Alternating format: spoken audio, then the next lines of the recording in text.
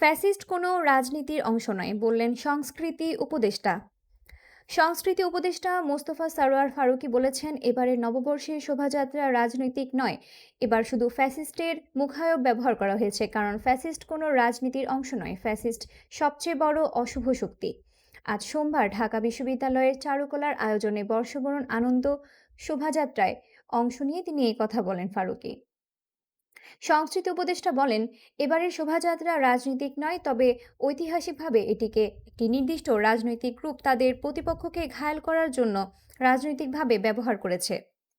তারা এবার শুধু ফ্যাসিস্টের মুখায়ব ব্যবহার করেছে, কারণ ফ্যাসিস্ট কোনো রাজনীতির অংশ নয়, ফ্যাসিস্ট সবচেয়ে বড় অশুভ শক্তি। তবে এখানে বাংলাদেশের রাজনীতি রয়েছে, এখানে বাংলাদেশের সব জনগোষ্ঠী, সব ঐতিহ্য, সেই আকবর আমলের ঐতিহ্য, সুলতানি আমলের ঐতিহ্য, সবকিছুর মিশ্রণ আছে এখানে। তবে টিপিক্যাল রাজনীতির কিছু এখানে নেই। চারুকলায় ১৯৭৯ সালে আনন্দ শোভাযাত্রা নামে বর্ষবরণ শোভাযাত্রা শুরু হয়েছিল। পরে ১৯৯৬ সালে এটিকে মঙ্গল শোভাযাত্রা নাম দেওয়া হয়। এবার কর্তৃপক্ষ এটিকে বর্ষবরণ আনন্দ শোভাযাত্রা নাম দিয়েছে। এটি নিয়ে প্রশ্ন তুলে সংবাদ সম্মেলন করেছেন চারুকলার একদল শিক্ষার্থী। এ বিষয়ে ফারুকী বলেন, চাপিয়ে দেওয়ার কোনো ঘটনা ঘটেনি, আগে চাপিয়ে দেওয়া হয়েছিল।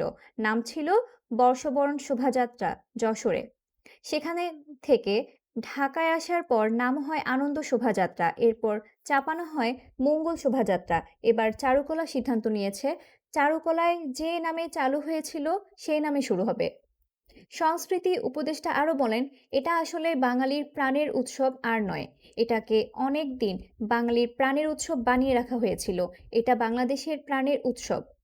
বাঙালি, চাকমা, মারমা, গারো সহ জাতিগোষ্ঠী বর্ষবরণ উদযাপন করে, ফলে এটাকে বাংলাদেশের উৎসব হিসেবে উদযাপন শুরু করা হলো।